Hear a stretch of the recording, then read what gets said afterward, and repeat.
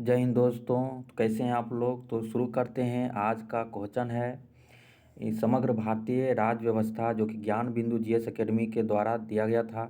इससे पहले वीडियो में हमने कुछ क्वेश्चन कराए थे, तो आज हम 201 नंबर क्वेश्चन से शुरू करते हैं। 201 नंबर क्वेश्चन है कि भारतीय संविधान के किस अनुच्छेद के अनुसार राष्ट्रपति को उसके कार्यों के संपादन व सलाह देने हेतु एक मंत्रिपरिषद होगा।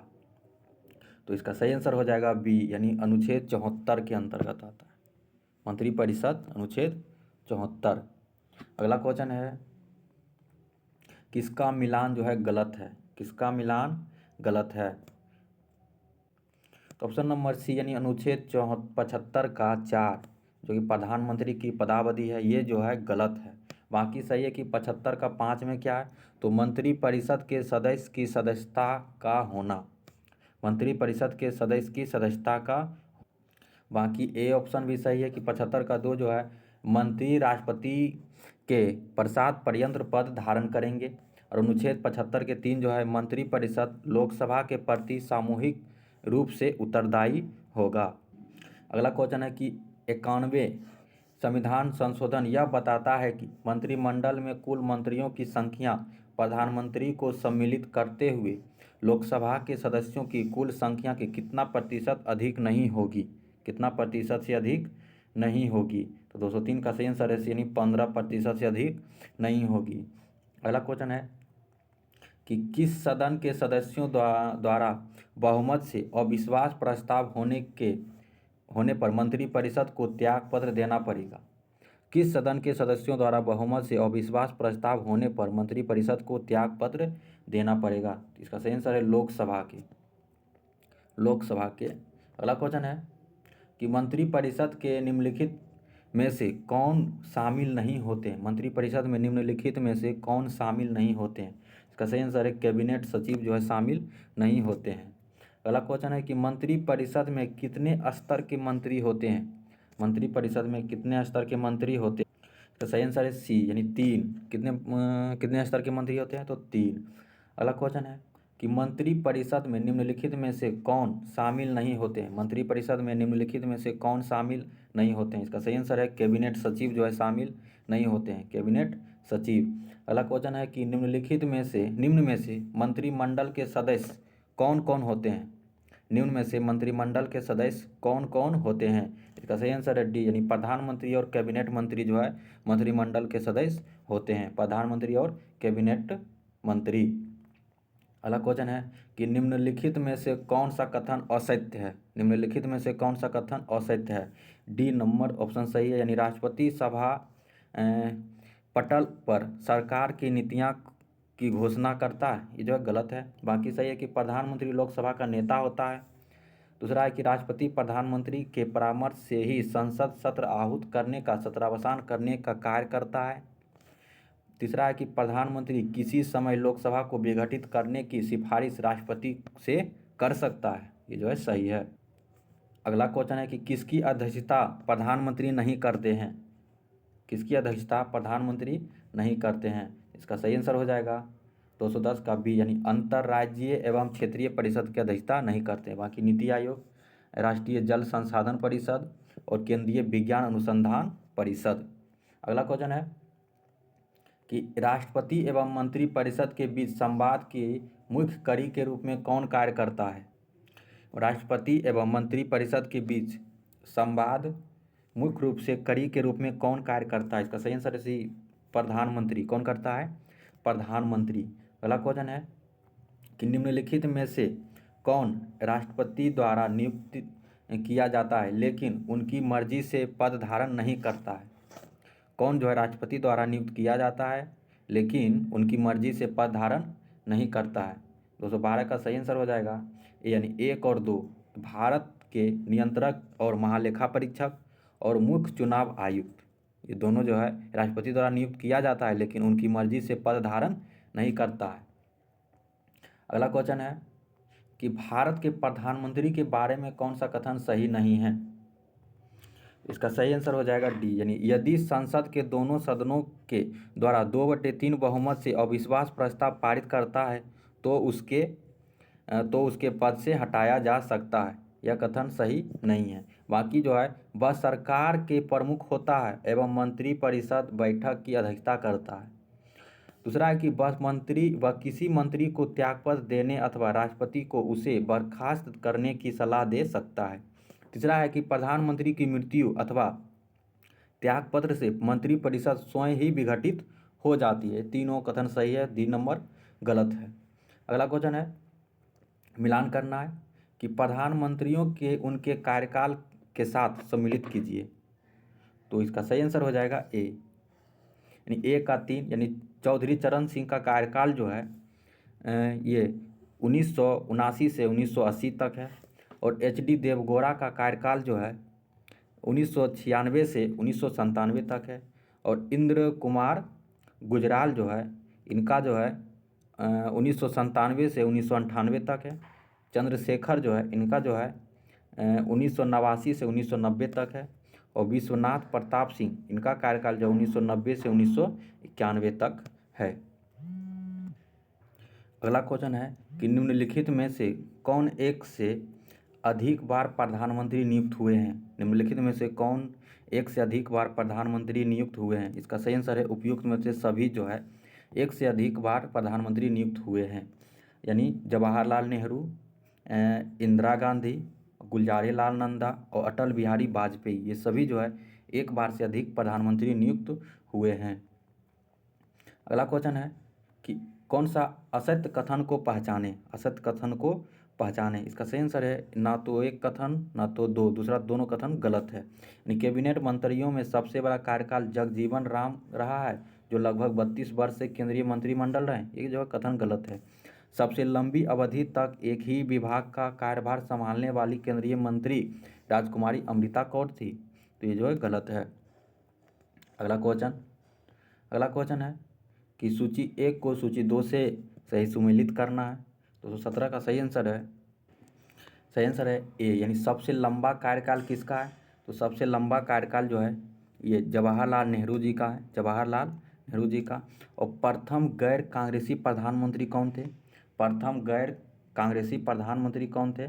इसका सही आंसर है मोरारजी देसाई। और लोकसभा का सामना ना करने वाले प्रधानमंत्री कौन थे। लोकसभा का सामना ना करने वाले प्रधानमंत्री कौन थे। तो ये जो है चौधरी चरण सिंह थे। कौन थे, चौधरी चरण सिंह।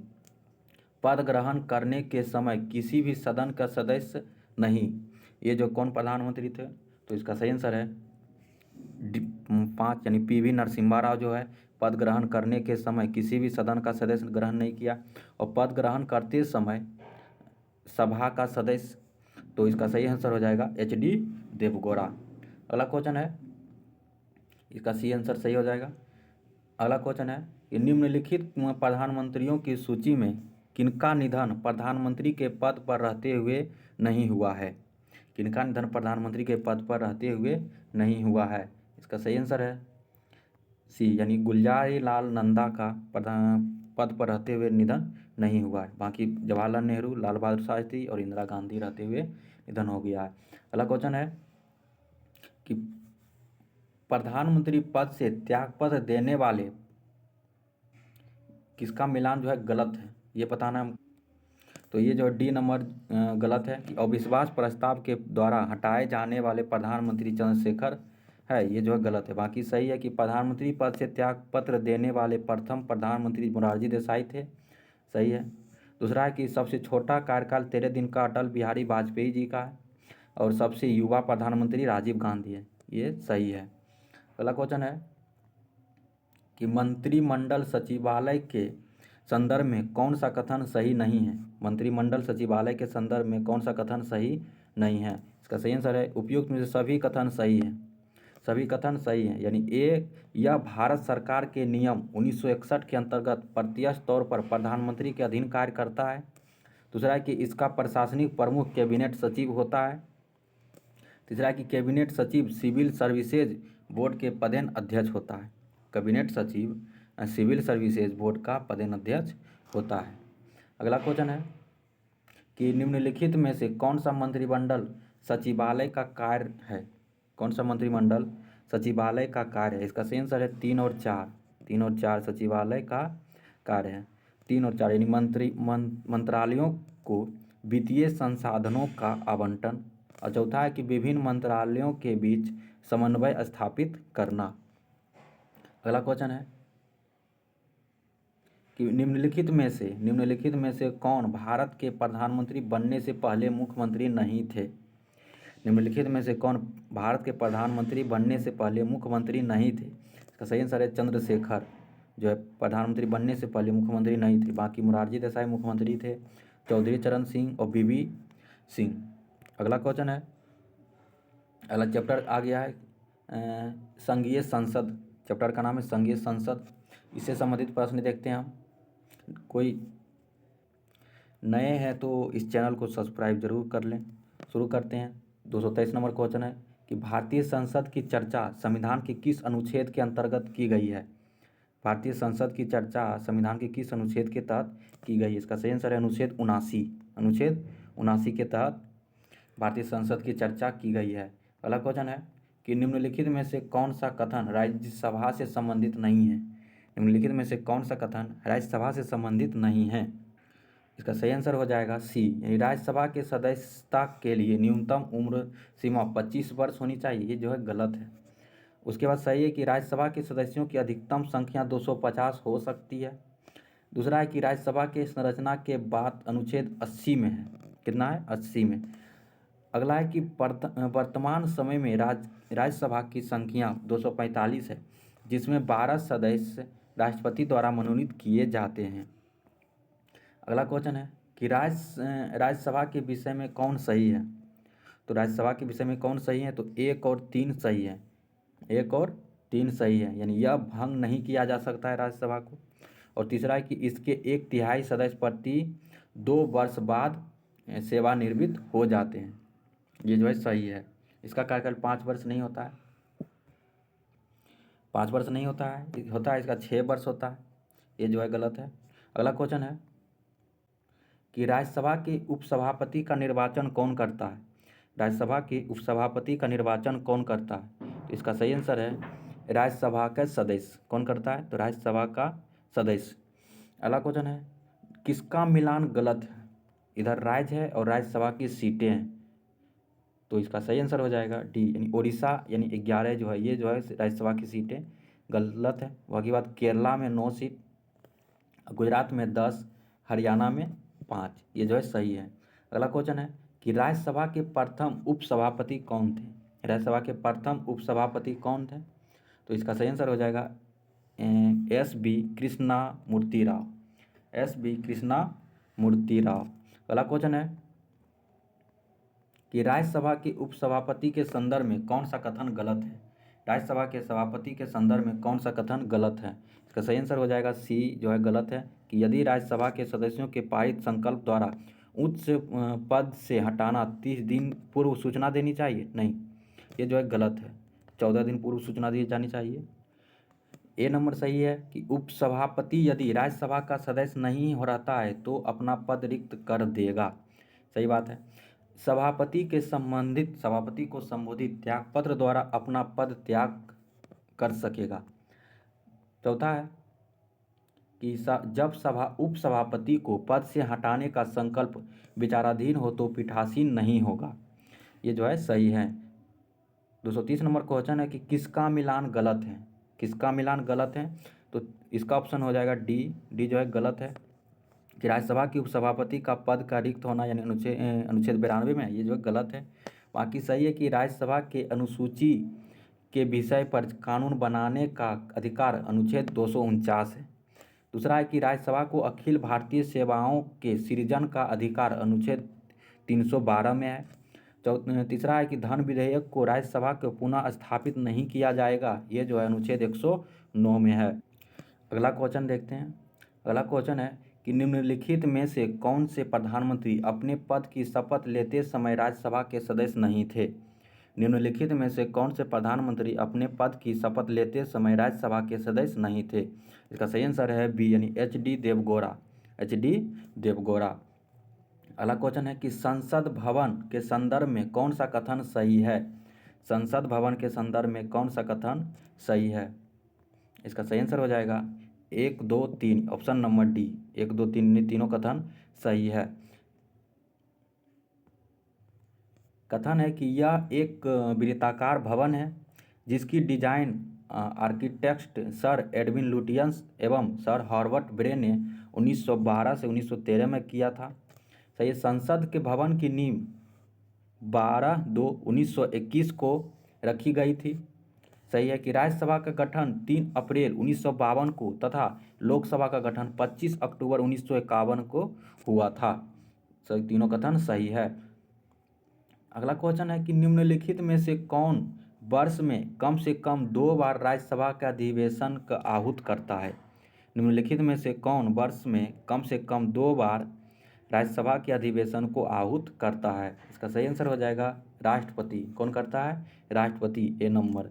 अगला क्वेश्चन है कि किसी राज्य या केंद्र शासित प्रदेश से राज्यसभा में प्रतिनिधित्व नहीं है। किस राज्य या केंद्र शासित प्रदेश से राज्यसभा में प्रतिनिधित्व नहीं है। इसका सही आंसर हो जाएगा अंडमान निकोबार। क्या हो जाएगा? तो अंडमान निकोबार। अगला क्वेश्चन है कि निम्नलिखित में से कौन भारत के प्रधानमंत्री बनने से पहले मुख्यमंत्री नहीं थे। इसका सही आंसर हो जाएगा सी यानी चंद्रशेखर। कौन हो जाएगा? चंद्रशेखर। अगला क्वेश्चन है कि निम्नलिखित में से कौन सा लोकसभा के विषय में सही है। लोकसभा के विषय में सही है। इसका सही आंसर हो जाएगा बी यानी 1, 2 और 4। यानी पहला है कि लोकसभा की संरचना के बात अनुच्छेद 81 में है कही गई है। और दूसरा है कि मूल संविधान में लोकसभा की सदस्यों की संख्या 500 निश्चित की गई थी। और ये है कि लोकसभा के सदस्यता के लिए न्यूनतम उम्र सीमा 25 वर्ष होनी चाहिए।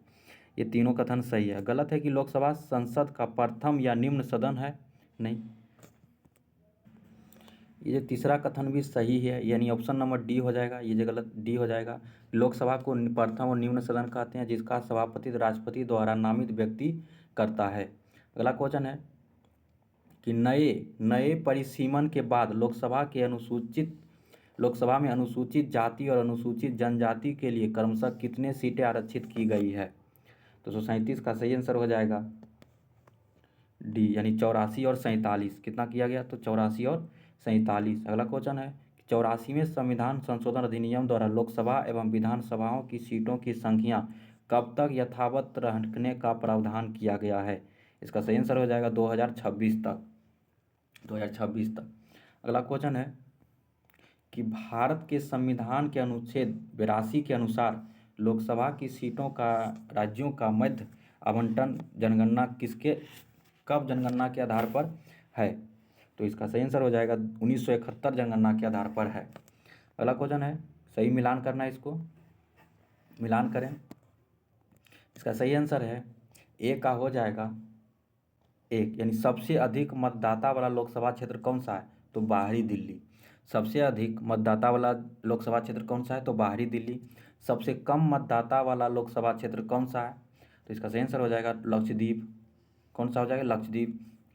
क्षेत्रफल की दृष्टि से सबसे बड़ा लोकसभा क्षेत्र कौन सा है। क्षेत्रफल की दृष्टि से सबसे बड़ा लोकसभा क्षेत्र कौन सा है। तो लद्दाख है।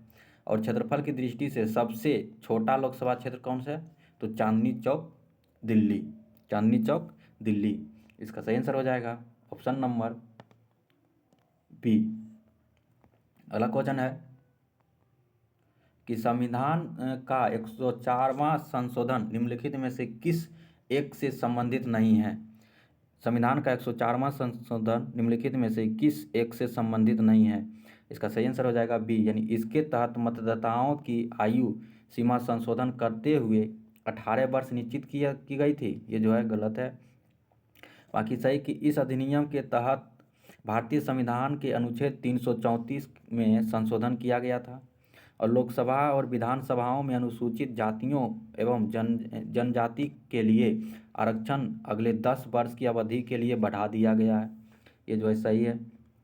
अगला क्वेश्चन है कि अब तक कितनी बार राष्ट्रपति द्वारा लोकसभा को समय से पूर्व भंग कर दिया गया है। अब तक कितनी बार राष्ट्रपति द्वारा लोकसभा को समय से पूर्व भंग कर दिया गया है। इसका सही आंसर है 8। कितनी बार? तो 8 बार। अगला क्वेश्चन है कि किस वर्ष लोकसभा के कार्यकाल 2 बार एक वर्ष के लिए बढ़ाया गया था। तो इसका सही आंसर हो जाएगा 1976 में। किस वर्ष? 1976 में। अगला क्वेश्चन है कि किस अनुच्छेद में यह कहा गया है कि संसद का कार्य हिंदी या अंग्रेजी में किया जाएगा? किस अनुच्छेद में कहा गया है? तो इसका सही आंसर है अनुच्छेद 348 में। किस में कहा गया है? तो 348 में। अगला क्वेश्चन है कि निम्नलिखित में से कौन सा कथन असत्य है? निम्नलिखित में से कौन सा कथन असत्य है? तो इसका सही आंसर है सी, यानी लोकसभा की गणपूर्ति या कोरम कुल सदस्यों की संख्या का 12वां भाग होता है। गलत है। बाकी ये सही है कि लोकसभा एवं राज्यसभा के अधिवेशन राष्ट्रपति के द्वारा बुलाए और स्थगित किए जाते हैं। दूसरा है कि लोकसभा की 2 बैठकों में 6 माह से अधिक का अंतर नहीं होना चाहिए। ये सही है। चौथा है कि आपातकालीन की घोषणा लागू होने पर विधि द्वारा संसद लोकसभा के कार्यकाल में वृद्धि कर सकती है, और ये 12वां भाग नहीं, ये 10वां भाग होता है। अगला क्वेश्चन है कि राष्ट्रपति संसद के संयुक्त अधिवेशन निम्नलिखित में से किस परिस्थिति में बुला सकता है? किस परिस्थिति में बुला सकता है? इसका सही आंसर हो जाएगा उपयुक्त में सभी स्थिति में बुला सकता है। तो पहला कि विधेयक एक सदन में पारित होने पर दूसरे सदन द्वारा विधेयक अस्वीकार कर दिया गया तब बुला सकता है। दूसरा है कि विधेयक पर किए जाने वाले संशोधनों पर दोनों सदन असहमत हो गया हो तब बुला सकता है। तीसरा कि दूसरे सदन को विधेयक प्राप्त होने की तारीख से उसके द्वारा विधेयक पारित किए गए बिना 6 माह से अधिक समय बीत गया हो तब बुला सकता है। अगला क्वेश्चन है कि किसका मिलान सही है? किसका मिलान सही है? तो इसका सही आंसर हो जाएगा 1 2 3। 1 2 3 का मिलान सही है। कि संयुक्त अधिवेशन की अध्यक्षता लोकसभा के अध्यक्ष द्वारा की जाती है, तो अनुच्छेद 118 का 4 में की जाती है। लोकसभा की गणपूर्ति या कोरम की बात अनुच्छेद 100 का 4 में है।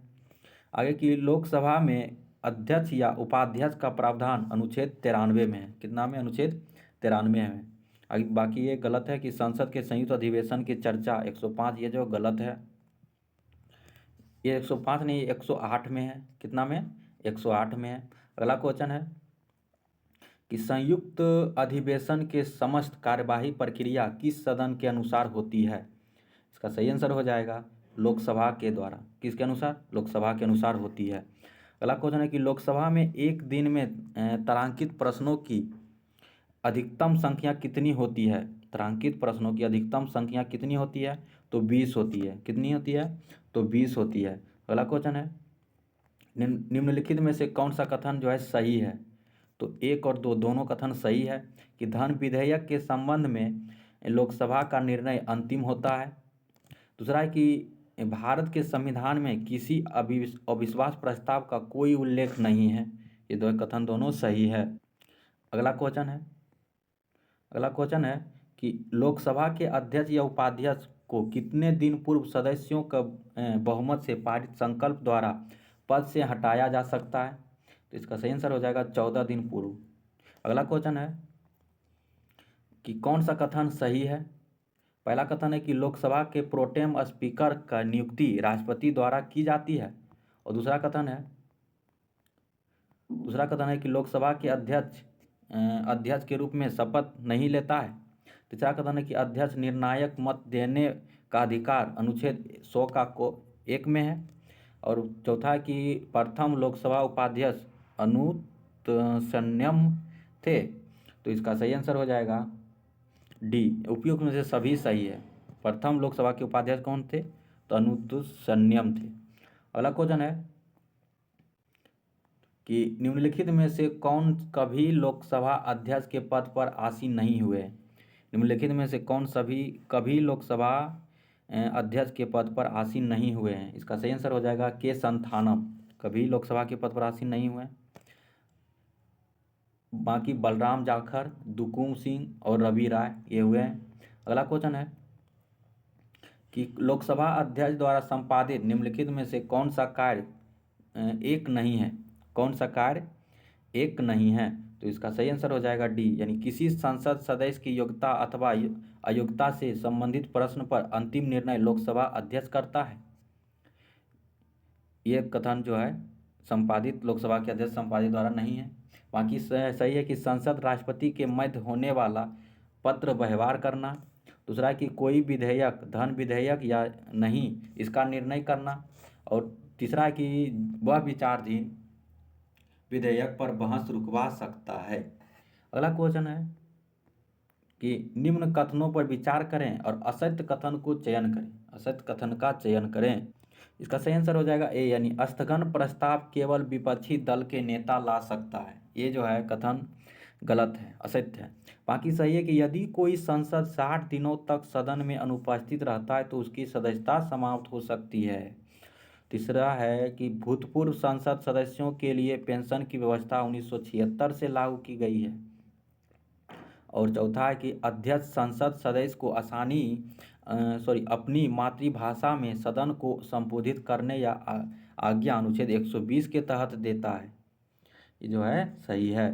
अगला क्वेश्चन है, अगला चैप्टर आ गया है कि भारत का महान्यवादी। भारत का महान्यवादी चैप्टर का नाम है। इससे संबंधित प्रश्न देखेंगे। क्वेश्चन है कि सर्वप्रथम भारत सरकार की विधि अधिकारी कौन होते हैं। सर्वप्रथम भारत सरकार की विधि अधिकारी कौन होते हैं। इसका सही आंसर हो जाएगा महान्यवादी। कौन होते हैं, तो महान्यवादी। अगला क्वेश्चन है कि भारतीय संविधान का कौन सा अनुच्छेद महान्यवादी को किसी भी सदन अथवा उनकी समितियों में बोलने का अधिकार देता है। तो इसका सही आंसर है अनुच्छेद 88 में बोलने का अधिकार देता है।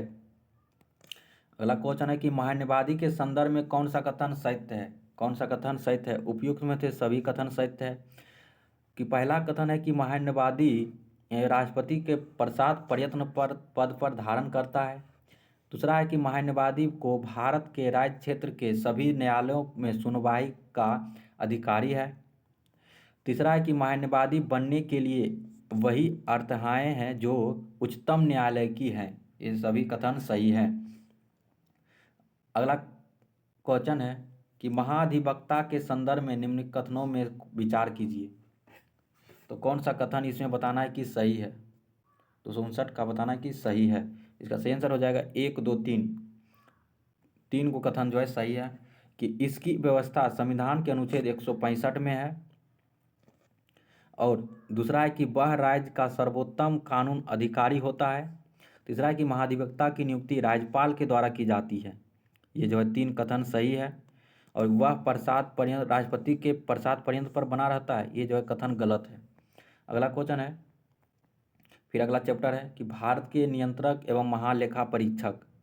इससे संबंधित प्रश्न है कि संविधान का कौन सा अनुच्छेद भारत के नियंत्रक और महालेखा परीक्षक का कर्तव्य को निर्धारित करता है। तो इसका सही आंसर हो जाएगा डी, यानी अनुच्छेद 149। अनुच्छेद 149। अगला क्वेश्चन है कि भारत के महान्यवादी किसके द्वारा नियुक्त किया जाता है।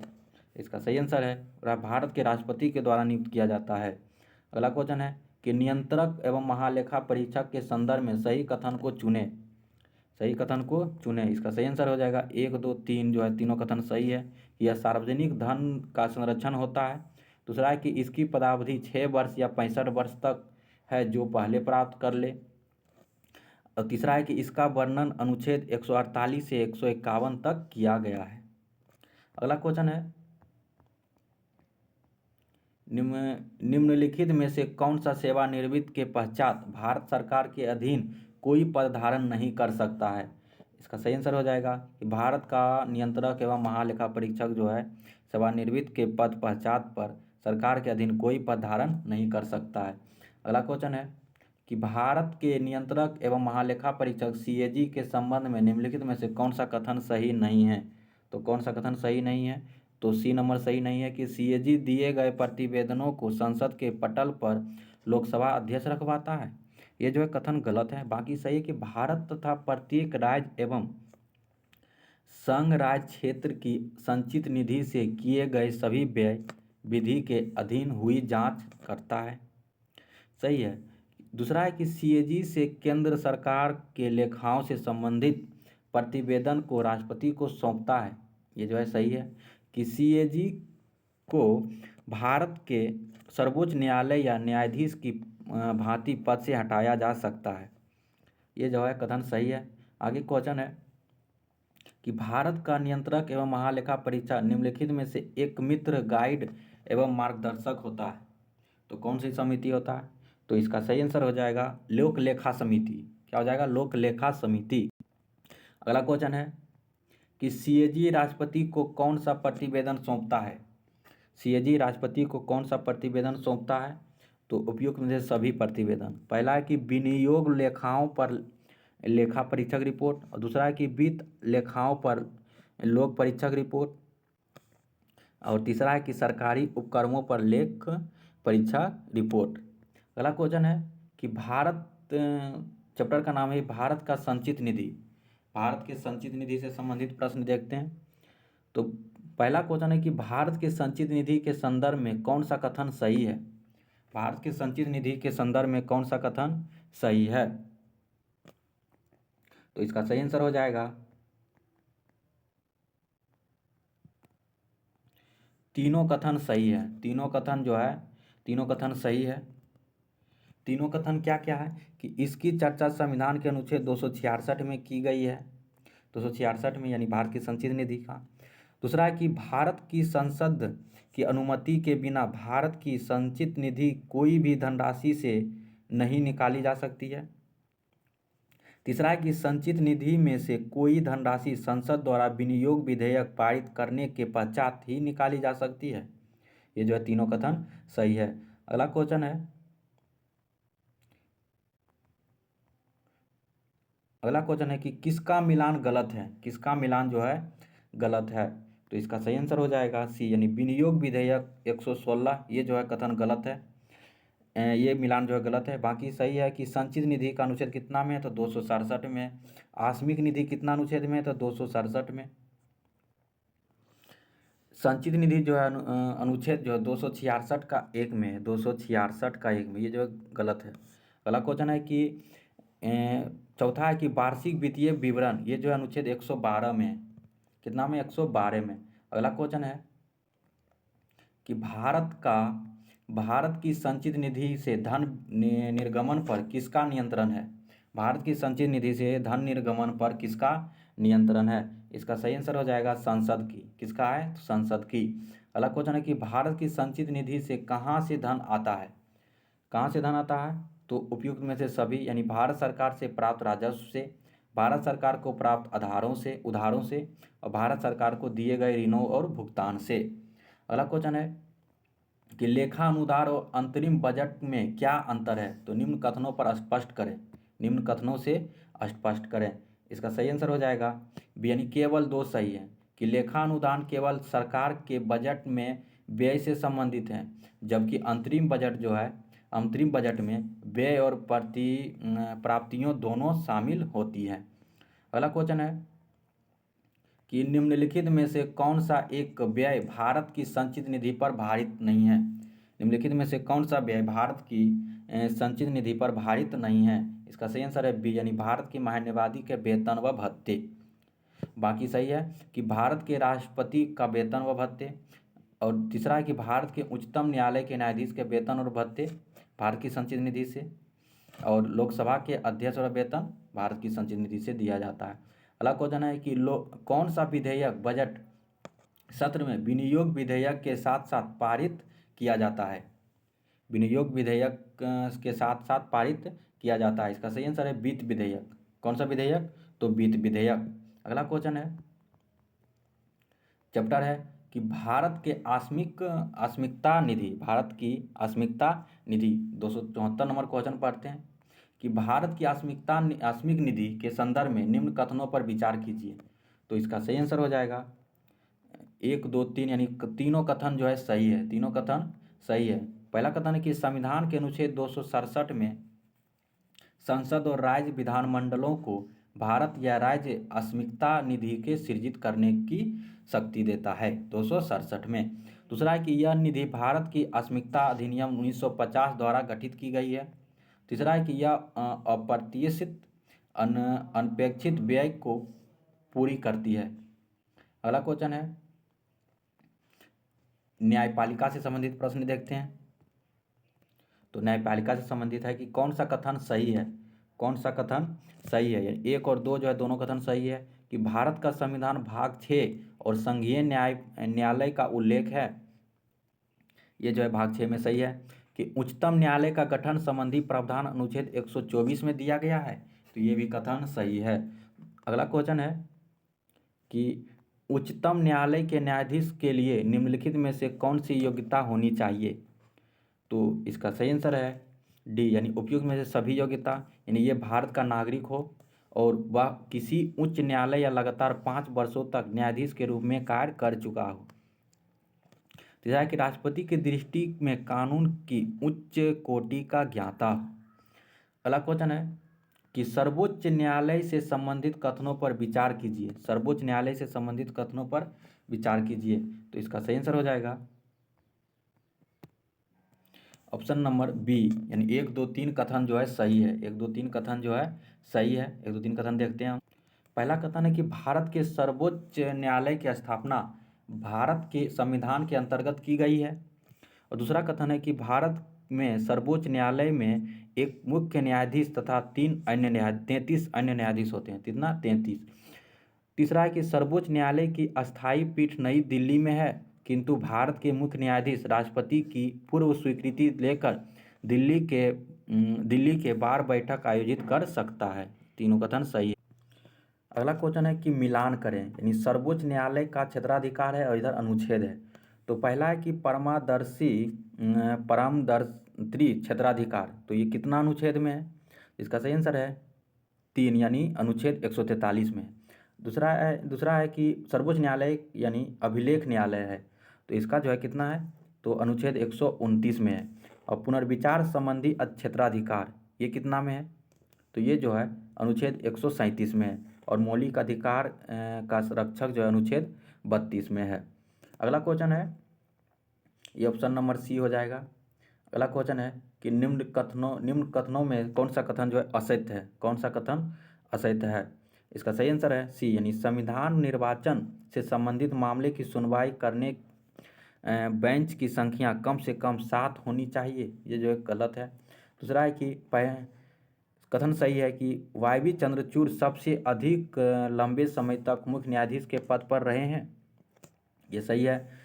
पीआईएल का समय मुख्य न्यायाधीश पीएन भगवती थे, ये जो है कथन सही है। अगला क्वेश्चन है कि भारतीय संविधान में कौन सा अनुच्छेद उच्च न्यायालय के गठन की बात करता है? उच्च न्यायालय के गठन की बात करता है। इसका सही आंसर है 214। कितना? तो 214। अगला क्वेश्चन है कि उच्च न्यायालय के न्यायाधीश की नियुक्ति के लिए राष्ट्रपति किससे परामर्श करता है?